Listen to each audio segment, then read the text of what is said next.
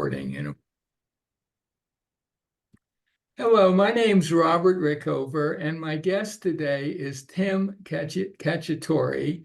He is a PhD in neuroscience, and he's also an Alexander Technique teacher living in London, I believe, right? London, England? The West Country of The England, West Country, right? And he is an expert in the neuroscience of postural tone and its relationship with movement coordination. He was motivated to study postural control because of the lack of a plausible explanation for how the Alexander technique affected posture and helped his own back pain. And his research is aimed to use somatic methods as a tool to reveal properties of the motor system, and he's published numerous peer-reviewed articles. And the reason I wanted to talk to Tim is I've been experimenting a lot with what I guess one could call the interface between thought and action. Mhm. And I've been experimenting with Alexander technique directions that um, to me seem to be directed at that interface. Um, and I'm inspired a lot by a quote from actually F. Matthias Alexander, the developer of the Alexander technique, who wrote this. I'll just read this short little paragraph in Constructive Conscious Control, but I think he also wrote it, talked about it in Man's Supreme Inheritance and what as well. And he says the term psychophysical is used both here, and that's in his book, Constructive Conscious Control, and throughout my works to indicate the impossibility of separating physical and mental operations in our conception of the working of the human organism. And then he says, in my opinion, the two must be considered entirely interdependent. And this is the phrase I really love, and even more closely knit than is implied by such a phrase. And it's that closely knitness that is what I'm personally interested in. And the reason I wanted to talk to Tim is, I said, I've been working on new Alexander directions that very much relate to that. And I wanted to find out from him if what I think is the explanation of why these directions work so well is plausible from a neuroscience point of view. That's the basic project. Okay. So I want to begin with what are sometimes called paradoxical Alexander technique directions. I think they were first kind of brought to the fore by Missy Vinyard in her introductory book. It's kind of in there as like a little separate section from sort of the general introduction to the technique. But a paradoxical directions are of the kind where whatever activity you're doing, the direction would be, I'm not doing that activity. So if I'm walking, I could think, I'm not walking. And amazingly enough, that always seems to produce an improvement in the quality of walking. And the question kind of is, well, why would that be? It sounds like an odd direction to try to improve things. Now, my take on it is when you say something like, I'm not walking, you're really referring to walking as you experience and understand it. but there's all kinds of other kinds of walking. You could, if you're out on the street and you see a lot of people walking, they're all walking, but they're all pretty much walking a little differently.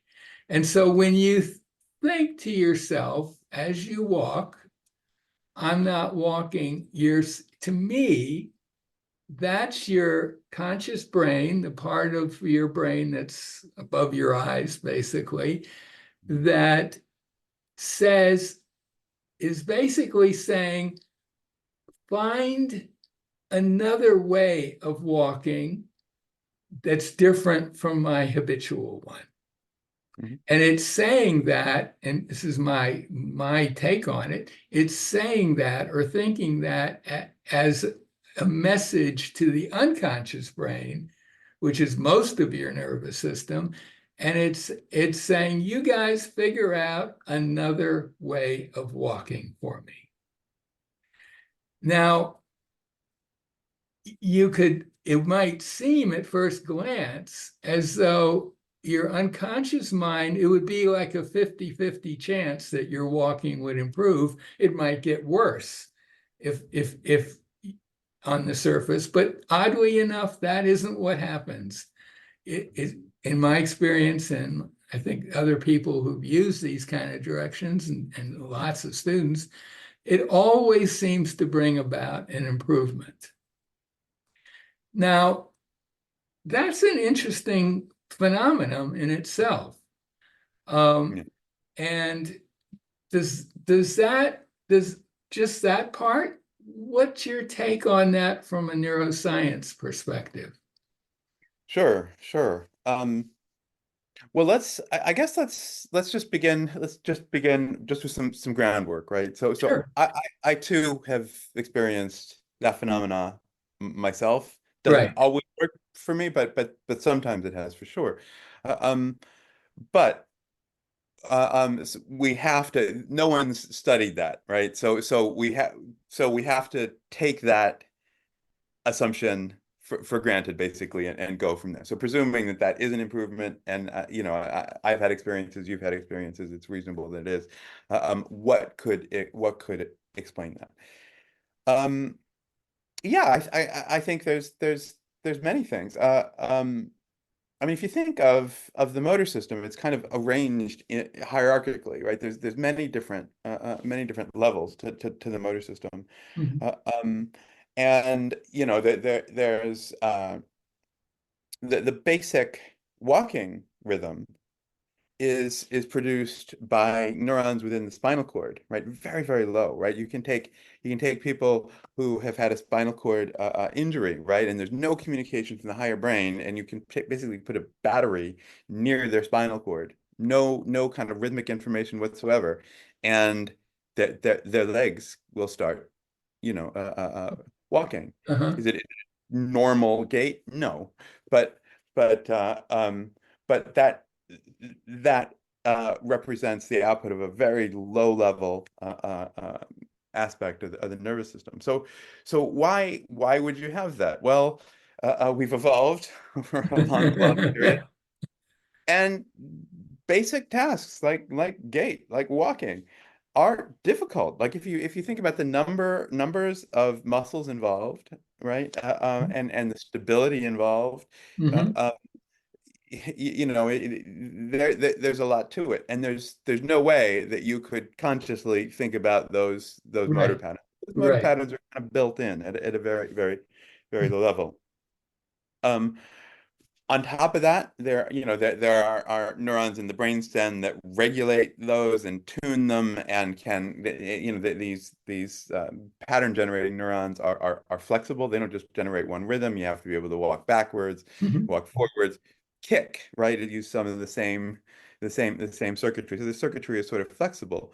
Uh, um, but it's also kind of regulated by brainstem circuitry, which is in turn, well, and then there are sort of higher levels, right? So if you're and Higher you levels within the unconscious brain, unconscious nervous system. Yeah, well, right, Yeah. yes. Yeah. Oh, yes. So if you take you can have an animal that where the cortex is completely disconnected or shut down, uh, Hmm. um, and they can stand and they can walk using this sort of brainstem and spinal cord circuitry, and it's functional. It's not what you'd call agile, Hmm. but it's a functional pattern. Uh, um, but then, so say you're walking along and there's a curb to step down Hmm. over. Hmm. Well, that involves a whole nother loop of higher level aspects to the motor hierarchy, right? Where you see you see the curb, you know how far it is, you kind of know where your body is in space, and you plan what would be called the sort of voluntary movement, even if it's subconscious. Hmm. It's sort of this goal-directed kind of flexible movement that can step over the curb or the log or Right, whatever in your way. So it's another layer of control on top. right. So the way I went, I have sort of a penchant for wanting to explain to my students why, when they think something like I'm not walking, it seems to always produce mostly a positive effect. And the way I tend to phrase it is, first of all, this prefrontal cortex guy who's delivering the message is totally incapable of changing your walking in any useful way. Because it's limited in how many. This is my explanation. I want to check this out with you, but it's limited because it can only attend to a fairly small number of ideas or thoughts or attentions, um, at any one time. And to change your walking gait, as you say, that's going to be certainly the lower level stuff, but also a lot of higher level, but all within the unconscious brain. That Mm. your unconscious brain, if the way I think of it is, if you ask your unconscious brain to find a new way of moving, your unconscious brain is very happy to do that, and it springs into action to do that without any interference on my part, as long as I stay out of my conscious brain stays out of the way, which of course is a whole nother issue in directing. But that it not only can arrange all the changes that are needed, but it has, as you said, its own higher level functioning. And part of that says, well, he's asking for a different kind. I could give him a worse kind, but that's just not what I'm about. I'm here to help in some sense. So I have a bias towards improvement, not towards making things worse. But that is a higher level function that would have that kind of duality, right? Does that make sense to you, that basically your conscious brain, which is a very small part of your brain, really, Mhm. it's great at coming up with plans and projects and all the rest, but it's the last person in the world.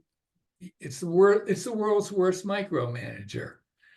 Yeah, It's just yeah, not good at it, but it's yeah. great at putting out messages, and it can learn. And this is can be tricky for new students. It can learn to put out messages and stay out of the way of what happens. And does that fit in with what we know from neuroscience, or is that something that? Uh, yeah. Let me speak to that. I mean, the first thing I was gonna say when you said that uh the higher level cortex or prefrontal Yeah. cortex or whatnot isn't good at um I forget, controlling taking care of all the details, of which Right, there are a right. So, huge so number. that was, yeah. So that was the point I was going to emphasize. It's very good at like selecting task goals or strategies Mhm, or this, mhm, that, and the mhm. other. Yeah, I think you said it. The right word yeah, is micromanaging, and that's what it's not. That's what it's not good at. That's why there are these sort of low level circuits, right? right, That take care of that.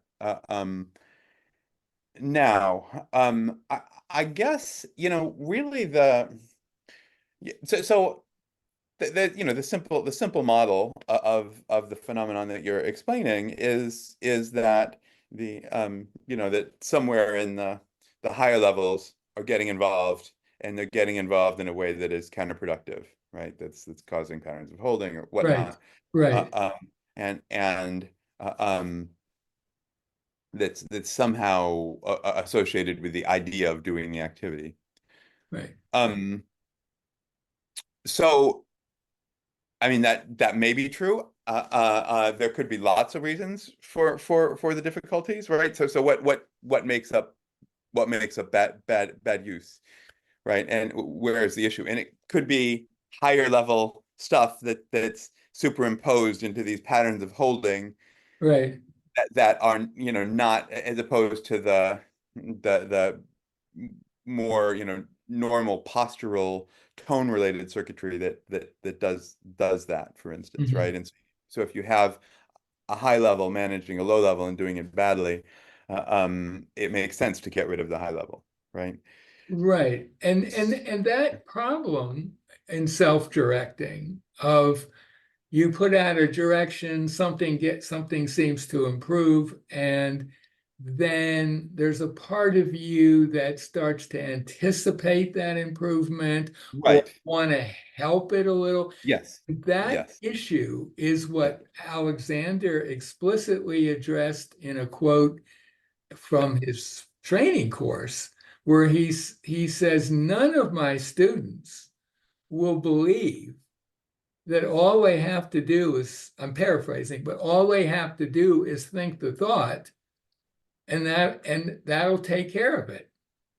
They Yeah. all want to add something, all with pretty much every teacher, Walter Carrington, certainly, and Marjorie Bar Barlow, and both of them, and Marjorie Barstow in her own way, all discuss this very issue.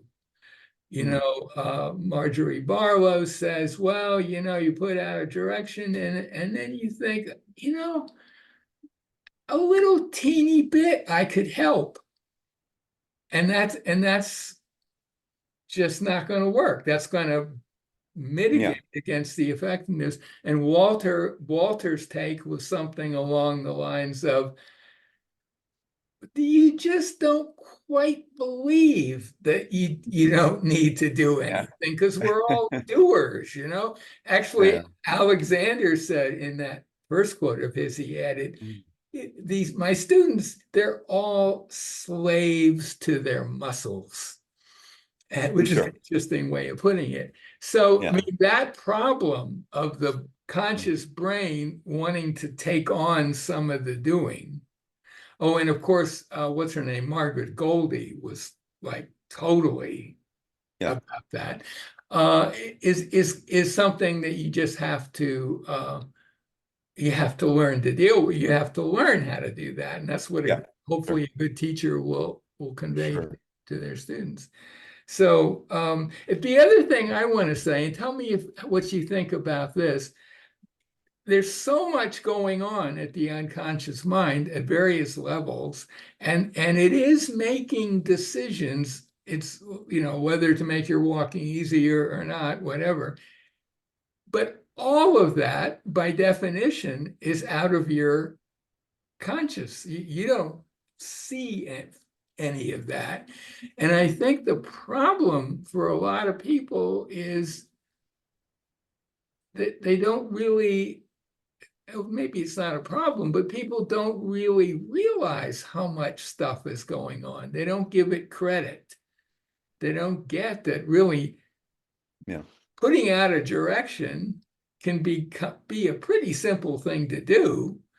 And then, but the implementation is just multifaceted across all kinds of layers because everything in the body affects everything else. So it's, and it can't, it's not going to make you a perfect walker to say I'm not walking because your physical mechanism might not be ready for that yet, but it's going to nudge, it's going to get you as far as can be done right now. That's also a kind of it's doing some thinking about it, apart from just taking care of this little muscle contract a little bit here, this whatever.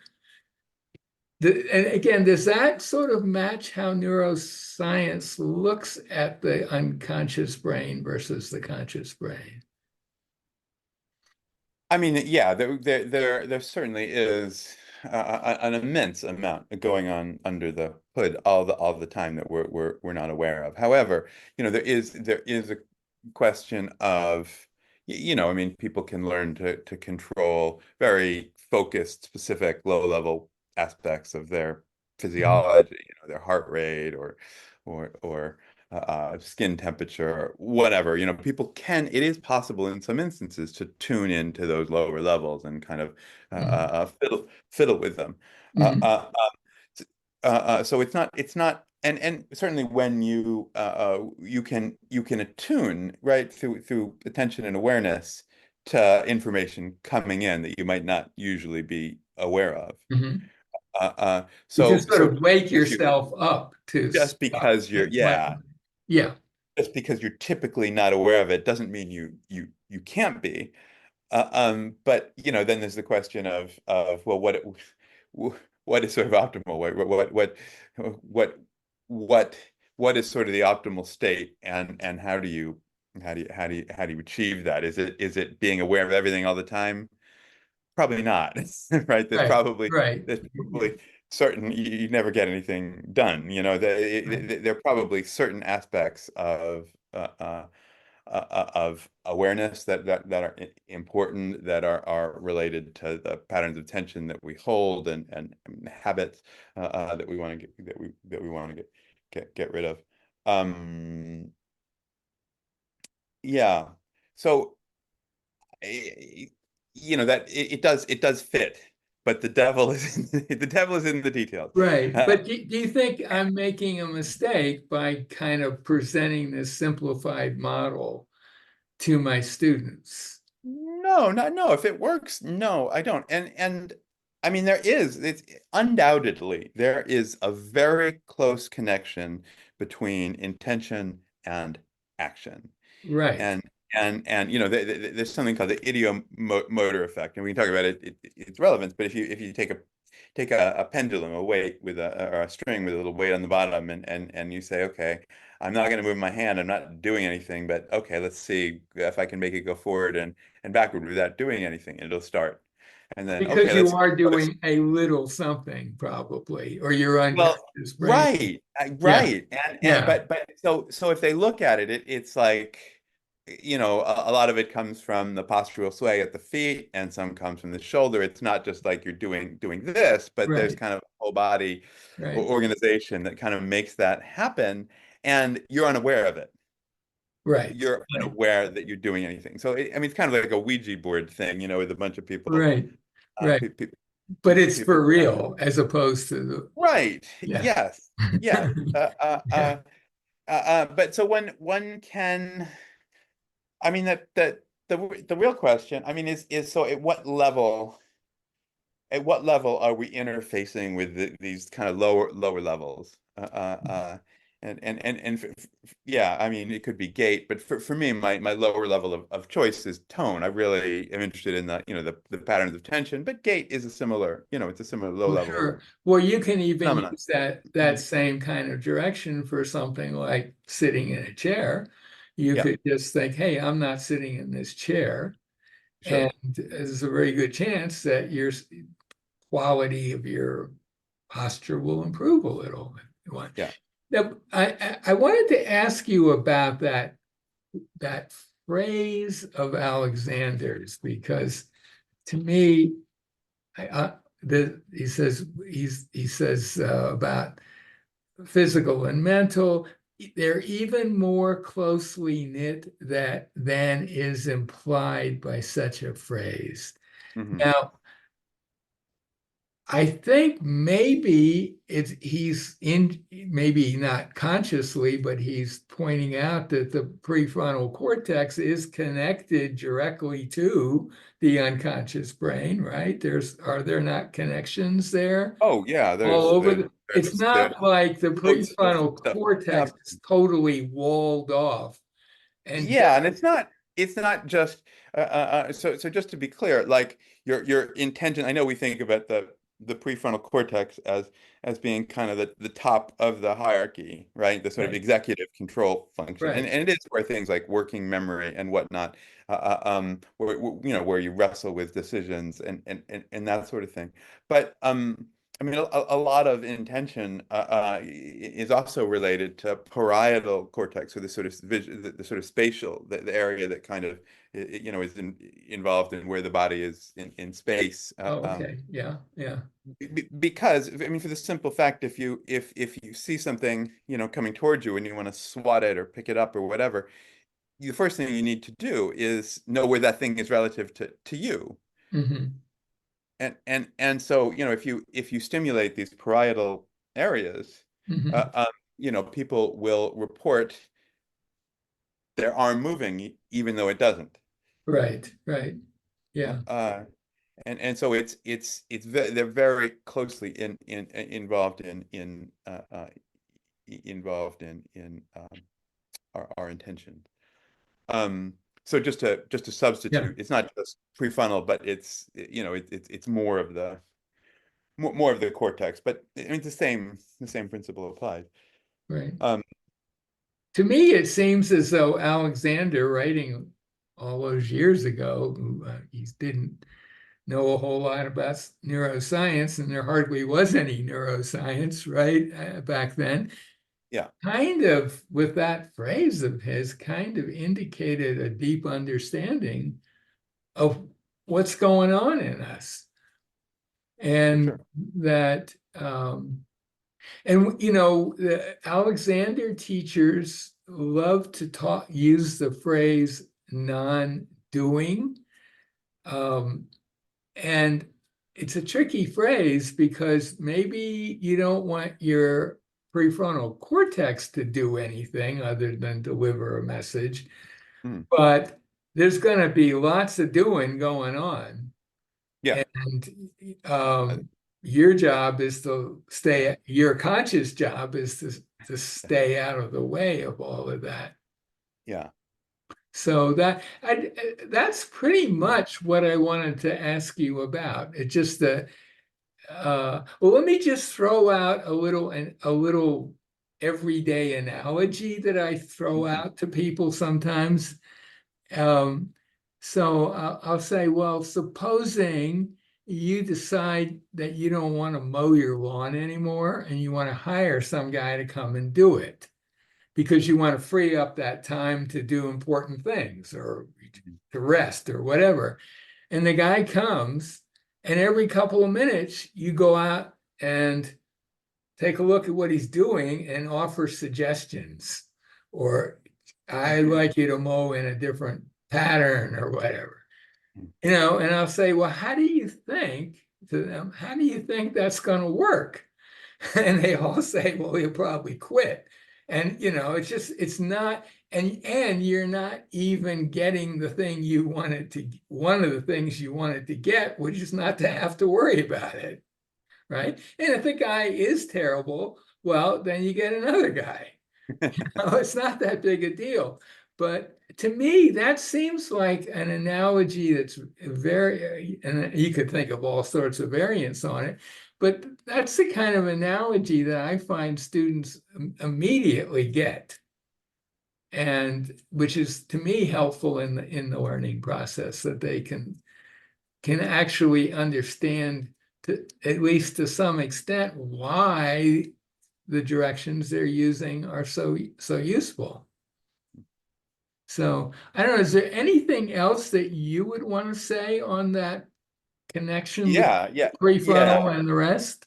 yeah. There's a couple things. I mean, f first off, I very much agree with your description of non-doing in the sense that it's, I mean, obviously, if you're standing up, there's muscle activity happening because otherwise you'd be, You know, flat on the floor. there's gotta be Right? some doing, So, right? Yeah, so there's lots of stuff that has to happen, and I guess the question is, it's sort of at what level, and so if you're making voluntary posture adjustments, you're standing up, trying to stand up tall or whatever. That's a volitional right, system that's on top. That's not interfacing with this lower level system. right, So the question is, how do we interface with the lower levels if those are the things that we want to influence? right. Yeah, I mean, I think we don't have the answers to that. I mean, there are lots of possibilities, right? And there's possibilities, ranging from awareness to attention.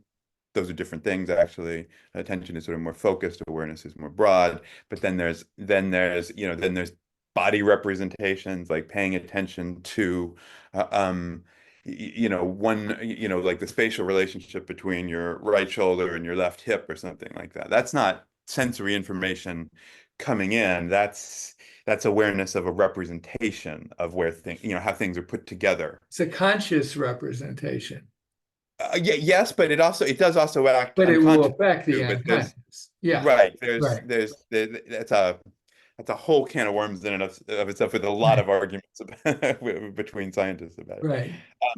But then on top of that, there's kind of almost a fourth level, right? Which is intention, right? Mm. And so intentions seep through to the motor system. I think that's pretty clear. Your That's kind of expectations. what we're talking about. Yeah, Intention or what you want yeah, to I want, let's say I want to move more easily or something like that. But I think it's kind of more effective to think uh, whatever I'm doing, come up with something else. yeah, Let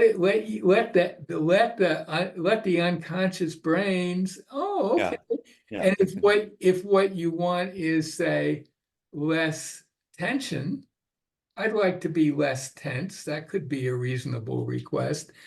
That the unconscious brain, in my sense, is that it'll say, well, let's go for the low-hanging fruit.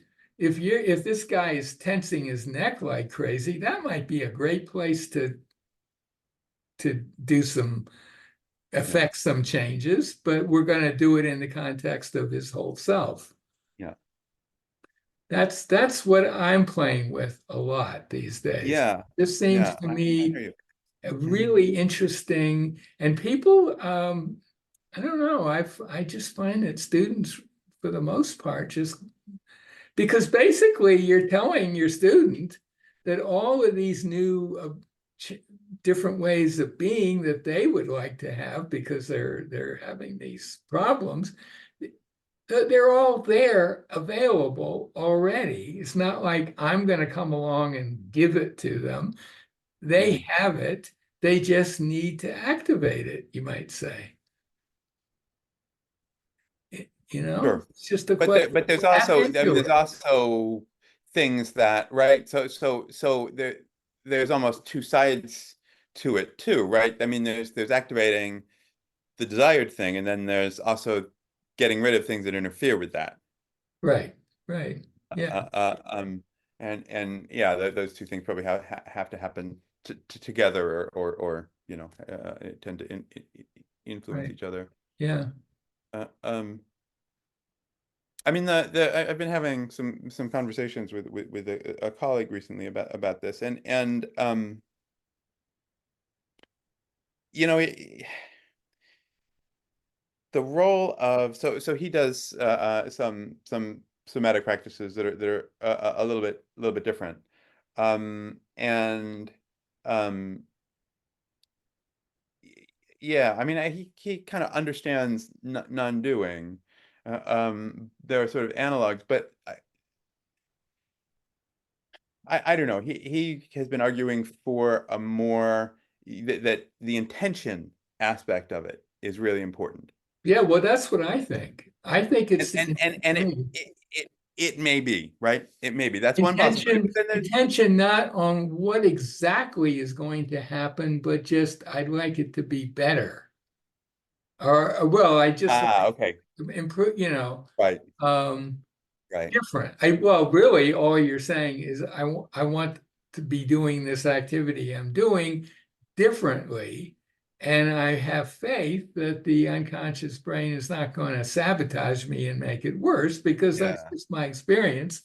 And I don't need my job is once I put that out there to just get totally out of the way and ideally almost be indifferent to what happens. Yeah. Yeah. Maybe if you're performing experiments of using it, and you notice something nice happening, you could just softly think, well, I'll get back to that after the experiment's over. Right now, I just I just want to use this process. And then I can examine what happened later. But if I start examining right away, that's not it's like going out there and harassing the mower, right? Right.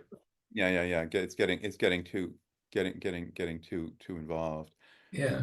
But the intention you describe is different from an intention that specifies what is happening, right? So like with the pendulum example, right? Right. Your intention is specifying forward, back. And okay, maybe you're not aware of it, but it has a direction to it, so to speak. And you could argue that maybe something is analogous to, spine lengthening, shoulders widening, back Sure. widening, or whatnot, right? Uh, Right. uh, but right, so that would be an example of intention sort of creeping in this kind of I don't want to say goal-oriented way, but in specifying the outcome. This is kind of what I would like. So it could be something like, and this would just be a straight up negative direction. I'm not tensing my neck, or I'm not compressing Right, myself. right, Those are negative directions. They're not paradoxical. They what right. you're saying is pretty clearly what you want, Yeah, and you don't know what that's going to be, right. but that's you're making a statement about Yeah. what you want to be different, Yes, what you yes, want to stop yes. doing. Right. So anyway, And I think that's different in a key way, right? In that it's not specifying the what specifically what you want to happen. And well, it's and like it's again, like John Dewey saying you to tell a guy to stand up straight is about the most useless thing you could tell him because all he's going to do is rearrange his habits in a new way that's just going to be it's going to be different for sure, but it's going to be equally bad to what he was doing before. It's not going to actually make things any better. sure, sure. It would be, to me, it would be wonderful if there were some way to do neuroscience type investigations of that with real people thinking that, telling them what you know, experimenting with it. Yeah, I don't know if that's possible, but that would be, to me, seems like a yeah. Oh, fantastic. yeah, sure. People study that sort of thing. I mean, it is really tricky. It's because it's very subtle, but there are ways of getting at that, and I think it's important. Um, I mean, my own personal experience, even with kind of subtle, um, like if I'm even so slightly too directive about what's going to happen, I Hmm. get in trouble, and I have Yeah, to, yeah, as you're saying, I have to not know what's going to happen because the second it starts specifying something, yeah. that's probably, I see that. specifying something, even at a subtle level, I kind of see that as like this ideomotor goal-directed action, right? That Uh-huh. is fixing something. It could be even yesterday I used this direction, let's say when I'm walking around the block around near my house, and now today I'm using it, and part of me might get a little upset if what happens is different from what happened yesterday, or and it can be incredibly subtle. Yeah, That kind of yeah, that's you getting in there into the weeds where you could say you don't belong there.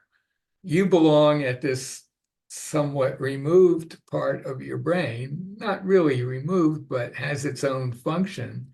And if you try to use that to manipulate things, it's just not going to work out. well, well, I mean, so, yes, I hear you, and I sort of agree with that model actually, but we can micromanage low-level things for a reason. That there are aspects of that that are probably important. It just happens to not work very well with the phenomena that we're talking about. Uh, Right, right. uh, but if you need to, yeah, if you need to micromanage, your well, your like just go back to your temperature, your heart rate, or Mhm. whatever. It might be there might be a good reason to use these micro managing things. It's just with use, it doesn't seem to it doesn't seem to work so And well. used just for anyone listening who doesn't know, it's sort of the Alexander jargon for how you're using yourself, broadly speaking, I guess you could say. Yeah. Is there anything else that you would add to this? Yeah. No, Well, I don't think except for it is, I mean, I look forward to the future science that you know that that can unravel this a bit more, a little and a little bit more it definitive. would be nice. Yeah. And we can sketch out the problem enough to kind of talk about it and have some models. But it's possible that someone came with a different experience and we had come up with a different model, right? And we just don't Yeah. have the data to be able to. But I really look forward to when we can understand more what's happening when things are going well, from our perspective. The late Marjorie Barstow used to say occasionally that she was not, um, she didn't knew nothing of neuroscience or anything like that. But she said, I think someday there's going to be an actual science of movement, meaning kind of science of explaining of how the Alexander technique or that way of thinking works. And she would have been absolutely fascinated to see that machinery you use for measuring postural tone. I mean, it would have just been, she would have been blown away by it. Because that's exactly what she predicted, the kind of thing she predicted, Sure. that you could actually measure it, and Mhm. anyway, well, maybe we should end the conversation here if that's okay. My guest has been Tim Cacciatore, an Alexander Technique teacher and a neuroscientist living in England. Anyone who's watching this who wants to learn more about his work uh, should go to was it Alexander and Science site. I'll put the Uh, link. AlexanderTechniqueScience.com. Alexander Technique Science. I'll put a link to that by the interview. And he, along with what's his name? I can't think of it now. Your friend in Amsterdam, Patrick and Patrick. also Rizal Patrick, Cohen yeah.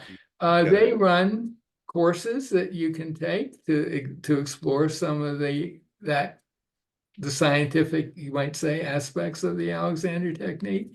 So on that page, you can learn how to sign up for them. Whatever. Tim, thank you so much for this. Thank you for having me, Robert.